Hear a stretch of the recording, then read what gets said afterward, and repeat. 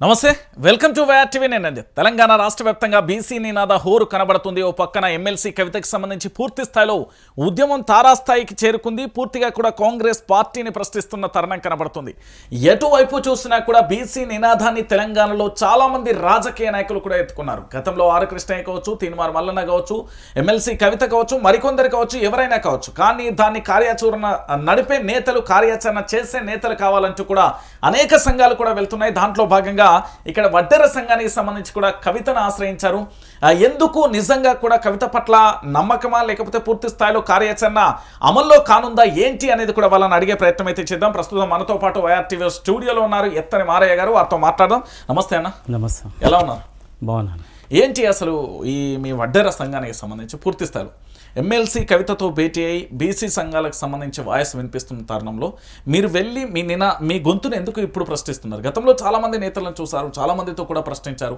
అయినప్పటికీ ఈ వాదానికి వారితో ఉన్న మీకు నమ్మకం ఏంటి? వారితో ఉన్న నమ్మకం ఏంటంటే ఇప్పటివరకు కూడా మా దాంట్లో ఇప్పుడు వడ్డెర అనే పేరు ఎప్పుడు కూడా ఎవరు పలకలే ఇప్పటివరకు. ఎందుకంటే రాదు కూడా తొందరగా. వచ్చే 4-5 కులాల పేర్లు వస్తాయి, కానీ ఇలాంటి మా గుర్తింపు లేని కులాలకు కూడా ఇప్పుడు గుర్తింపు వచ్చే అవకాశం వచ్చింది. ఆమె మీద విశ్వాసం ఏంటంటే గతంలో మహిళా బిల్లు కోసం పోరాడిన నమ్మకం, పూర్తి నమ్మకం ఉంది. ఆమె తెలంగాణ ప్రభుత్వం ఉన్నప్పటి నుండే బీసీ నినాదం ఎత్తుకుంది కాబట్టి ఆమె మీద గౌరవంతో మాకు పూర్తి నమ్మకం ఆమె మీద ఉంది. కాబట్టి ఆమెతోటి కలిసి రన్ చేద్దాం అనుకుంటున్నాం. ఎందుకంటే చాలా వెనుకబడిన కులం ఏదైతే ఉందో వడ్డెర కులం సార్. ప్రతిదీ పునాది రాయి వేయాలన్నా, అసెంబ్లీ కట్టాలన్నా, చార్మినార్ కట్టాలన్నా వడ్డెర పాత్ర పూర్తి స్థాయిలో ఉంటుంది. కానీ ఇప్పటివరకు కూడా చట్టసభల్లో మా ముఖాలు కాదు, చట్టసభలు కనీసం వినడానికి కూడా పోయే పరిస్థితి లేని కులం ఏదైతే ఉందో ఈ వడ్డెర కులం సార్. ఇప్పుడు మాకు ఒక వేదిక అనిపించింది. అంటే వడ్డెర కులానికి సంబంధించి మీ ప్రధాన డిమాండ్ ఏంటి బీసీ వాదంలో? మా గతంలో డిఎన్టీ అని ఉండే, denotified tribes. Okay. Yerukala, Yanadi, Vaddera, Lambada. ఈ మిగతా కులాలని ఎస్టీ పర్మనెంట్గా చేసి మమ్మల్ని తీసుకొచ్చి 1976లో బీసీ ఏలో వేయడం జరిగింది. అప్పటి నుంచి ఈ రిజర్వేషన్లు అంటూ అది అంటూ ఇది అంటూ పోరాటాలు చేస్తూనే ఉన్నాం. కానీ ఎక్కడ కూడా ఈ పోటీతత్వంలో మేము తట్టుకోలేకపోతున్నాం. ఎక్కడ కూడా గుర్తింపు రాలేదు. కనీసం చదువు కూడా నోచుకోలే. మాకు ప్రత్యేకమైన గురుకులాల్లో ప్రవేశం కూడా లేదు. మేము రాయాలంటే ఎట్లా అంటే బతుకు తెరువు కోసం ఎక్కడ ప్రాజెక్టులు ఉంటే అక్కడ పిల్లలతో సహా, కుటుంబంతో సహా వెళ్ళిపోతారు. అక్కడ వెళ్ళిపోయిన తర్వాత ఇక్కడ చదివిన 2వ తరగతి 3వ తరగతి అక్కడ పోయే వరకు మళ్ళీ ఫస్ట్ నుంచి చదువుకోవాల్సి వస్తుంది. ఎక్కడ కూడా చదువు పూర్తి కంప్లీట్ కాని పరిస్థితి. చదువులో వెనుకబడిపోయినాం, ఆర్థికంగా వెనుకబడిపోయినాం. మాకంటూ అంటే మా కులవృత్తే రాళ్ళు కొట్టడం. క్వారీలు పెద్ద పెద్ద కంపెనీలు ఉన్నాయి. కంపెనీలు తీసి ఒక ప్రత్యేకమైన రిజర్వేషన్ అంటూ లేనేలేదు. గతంలో ఎప్పుడో రిజర్వేషన్ ఇస్తామన్నారు, కానీ అది కూడా ఇంప్లిమెంటేషన్ చేయలేదు. జియో అట్లనే పెండింగ్ ఉంది. మరి ఈ ప్రభుత్వం వచ్చే ముందు, ఎలక్షన్కు వాళ్ళు వెళ్ళే ముందు అభయస్థం ఏదైతే మేనిఫెస్టోలో కార్పొరేషన్ చేస్తా అని చెప్పేసి మాట వేయడం జరిగింది. ఆ కార్పొరేషన్ ఊసేలేదు ఇప్పటి వరకు.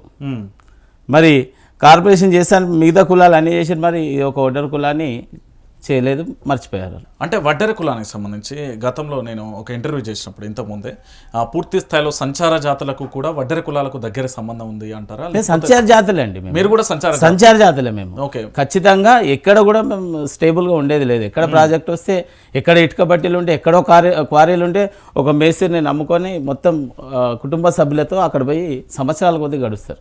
ఎప్పుడో పండుగలు ఉన్నప్పుడు సొంత ఇళ్ళకి పోవాల్సి వస్తుంది. కొంతమందికి సొంత ఇళ్ళే ఉండవు. ఆ ఊర్లో అంటూ సొంత ఇల్లు లేని వాళ్ళు కూడా చాలామంది ఉన్నారు. గుడిసెలలో చిన్న అంటే క్వారీల దగ్గర చిన్న గుడిసెలు వేసుకొని ఉంటారండి. అసలు కనీసం కట్టుకోవడానికి బట్ట కూడా సరిగ్గా ఉండదు. అంటే ఇప్పుడు కాంగ్రెస్ పార్టీ ఏమో హామీ ఇచ్చింది? మాకు ఇచ్చింది ఏమో హామీ ఇచ్చిందంటే వడ్డర్లను మంచిగా పూలో పెట్టి చూసుకుంటాం, మీకు ప్రత్యేకమైన కార్పొరేషన్ ఇచ్చి మీకు సరైన నిధులు ఇచ్చేసి మిమ్మల్ని చేస్తామని చెప్పేసి అనే వరకు వడ్డర్లంతా సరే ఏదో చేస్తుంది అనే ఆశతోటి మళ్ళా పప్పులా కాలేసినట్టు అయింది. ఇప్పుడు కనీసం వడ్డర్లను పిలిచి కూర్చోబెట్టి మాట్లాడే పరిస్థితి కూడా లేదు ఇప్పుడు ముఖ్యమంత్రి గారు.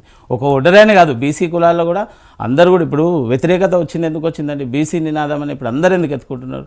బీసీలు ఎప్పటి నుంచో అణగదొక్కు పడుకుంటూ వస్తున్నారు. ఇప్పుడు కొన్ని వేల కాంట్రాక్టులు వచ్చినాయి, వేల కోట్ల రూపాయల ప్రాజెక్టులు ఏ బీసీ కానీ ఇచ్చారా చూడండి మీరు. అదే ఇప్పుడు కృష్ణారెడ్డి చేసిండు గత ప్రభుత్వంలో కూడా. అప్పుడేమో ఆయన ఈ చేసిన ప్రాజెక్టులన్నీ స్కామ్ అన్నారు. మరి ఇప్పుడు అదే కృష్ణారెడ్డికి మళ్ళీ ఇచ్చారు కదా. ఓకే, అంటే ఇప్పుడు మీరు వడ్డెర సంఘంగా మీరు ఈ బీసీ నినాదంలో ఈ రిజర్వేషన్లో దీంట్లో మీరు అసలు ఏం కోరుకుంటున్నారు, ఏం డిమాండ్స్ అసలు మీరు ప్రభుత్వానికి సంబంధించి? మేము అడిగేది ఏంటంటే మాకు కూడా సరైన గుర్తింపు, ప్రత్యేకమైన అంటే మీకు ఆల్రెడీ బీసీఏ రిజర్వేషన్ ఉంది కదా. రిజర్వేషన్ ఎక్కడ ఉందండి? బీసీఏలో ఎన్ని కులాలు ఉన్నాయి? 56 కులాలు ఉన్నాయి. 56 కులాల పోటీ ఎక్కడ ఉంది చెప్పండి? 56 కులాల పోటీ అసలు మాకు చదువుకోవడానికి లేదు కదా, ప్రత్యేకమైన స్కూల్స్ లేవు కదా. మాకు ఈ గురుకులాలు ఉన్నాయి. వీళ్ళరే వడ్డర్లు కదా, ఎక్కడ చదువుకుంటారని ఫ్రీ ఎంట్రన్స్ ఇస్తే మేము జాయిన్ అయిపోతాం. కానీ అక్కడ ఫ్రీ ఎంట్రన్స్ కోసం చాలామంది తిరుగుతూ ఉంటారు చెప్పులారు దాకా. వీడ పాస్ కాని పరిస్థితి. ఎందుకంటే చదువుకోవడానికి వాడికి టైమే ఉండదు కదా.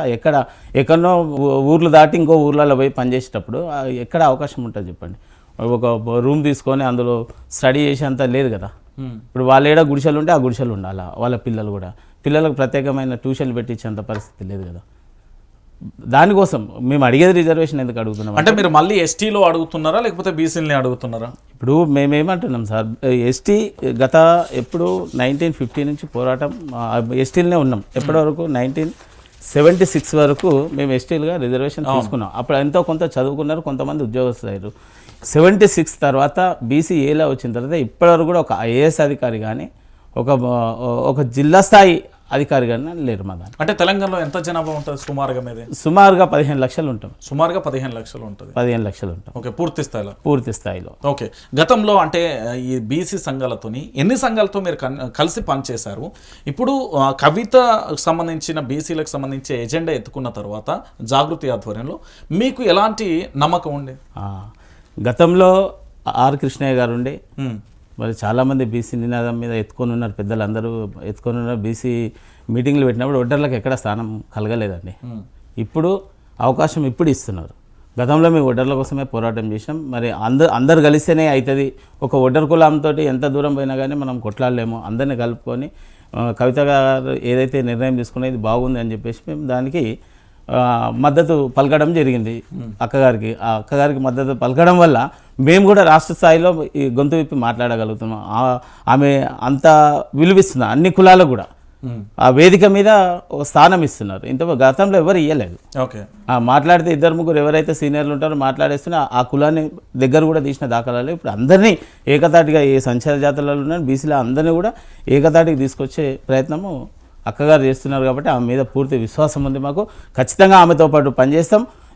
జిల్లాల్లో కానీ గ్రామాల స్థాయిలో మాతో అయిన కాడికి మా కమ్యూనిటీ నుంచి కాకుండా మరి ఇతర కమ్యూనిటీలను కూడా కలుపుకొని ఈ బీసీ దానికోసం పోరాటం చేద్దామని చెప్పేసి మేము. అంటే వడ్డెర సంఘం రాష్ట్ర అధ్యక్షుడిగా ఇటు బీసీ వాదంతో జాగృతితో కలిసి నడుస్తున్నారు కాబట్టి ఫైనల్గా ప్రజలకు ఏం చెప్తారు?